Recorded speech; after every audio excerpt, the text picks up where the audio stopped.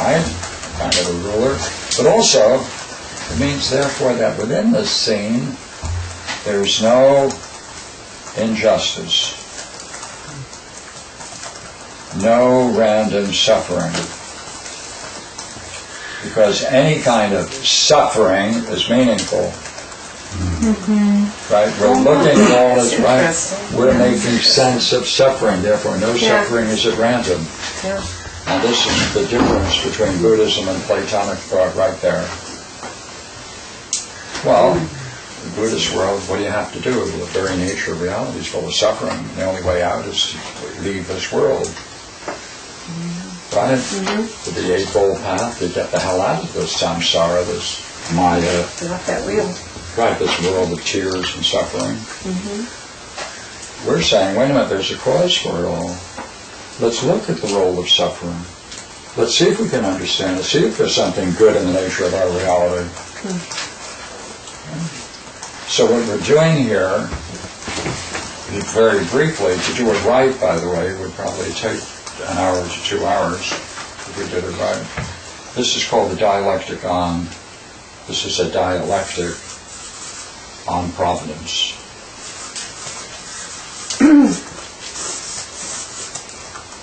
Which was the question Helen Darlene had about providence. Pardon? Didn't Helen Darlene have a question about providence? I don't know if that's... Yeah. So it takes in itself, making statements about what it is in itself, how it relates to others, being able to see that, being able to see the consequences that follow among others when they then recognize it and engage it, right? And then the effect, therefore, they would naturally have recognizing its source. Right?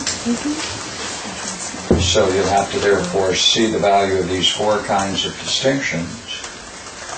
And then one last thing, what you'd have to see, and it's rather important, is you'd have to see, knowing this, what would follow if there is a providence that doesn't function. In other words, it's only transcendent and doesn't spill down into the immanent world. Then you'd have to ask the same thing about what that would be like in itself.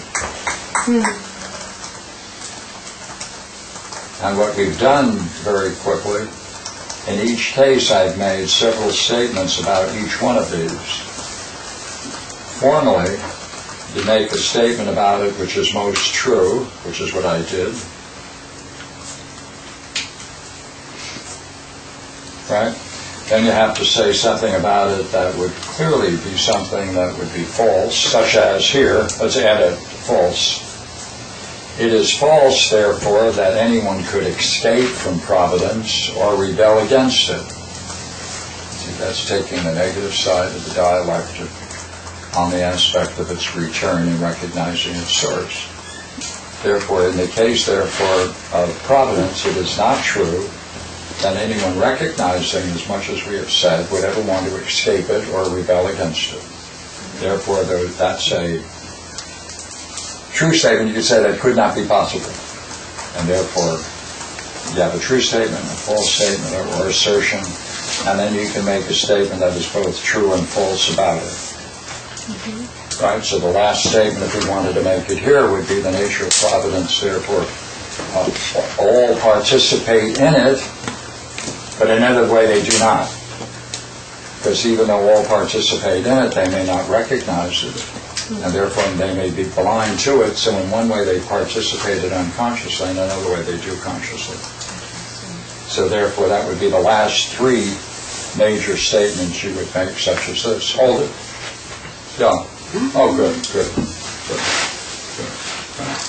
Then, if you want to go further in the idea of providence, you would then have to take it not in respect to these things, but how providence then fits with the one of the good, the highest concept, right? Intelligence, being, vitality, right?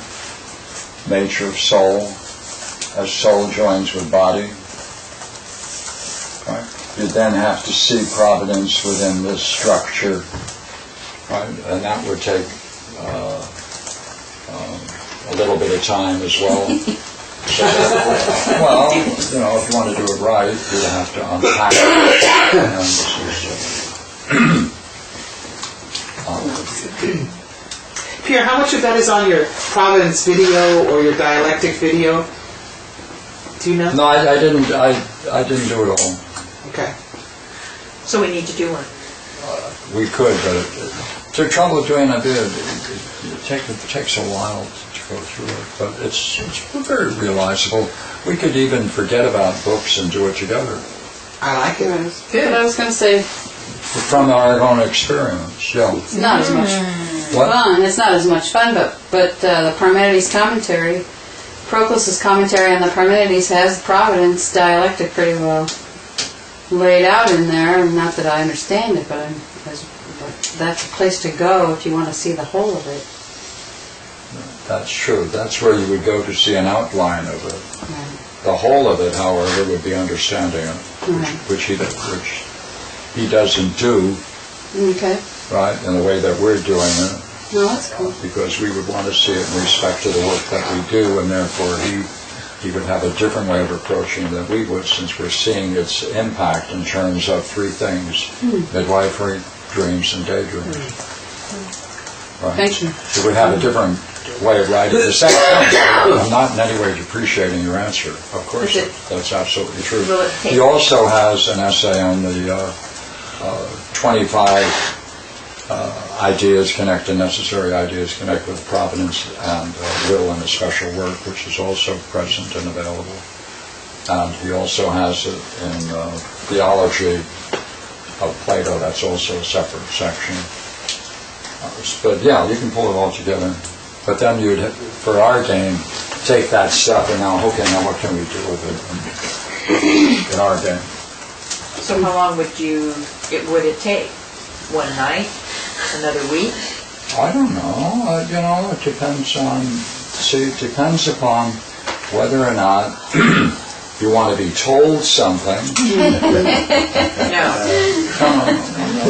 Don't appreciate. I'm saying there's a different way of talking about something in general, which you easily can do. It's another way of showing the necessity for each of these judgments based upon these three things we just mentioned. So, I like that.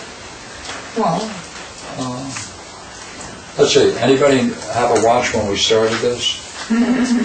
How long did this? How long did this vary? And this is, by the way, this is only one part, because you'd have to do the same thing. Remember, if we want to live in a world and assume there can be a world in which there is providence, but it doesn't manifest itself in any way other than in itself, and therefore it's only transcendent. In that case, you then have to go back over this and find the same categories, and therefore you'd have to make 24 assertions of it, right? This whole set would be 12, assuming it does exist, and under the conditions we meant before, using the same divisions. Therefore, together there are 24 things you'd have to say they're absolutely essential to understanding providence, understanding in this way. Given the three things we are exploring, the wifery, taking. Key thing here, Pierre, is that there are many people from the outside who are claiming that we're doing psychotherapy. And the connections that you've made here immediately deny that idea of psychotherapy. And I believe that some time ago we were dealing with, I believe you had this nice pyramid and pyramid below that showed the line at which psychotherapy brings people to be normal. And then philosophical midwifery is to bring people to perfect their lives. And even more than perfect their lives, to bring them to this philosophical awareness that most people don't. But what really amazes me, if we were to think of even this talk, or Chris's, for example, but this one, you're saying that every little thing in here fits with this. We could go back into each piece. Right. And see each part.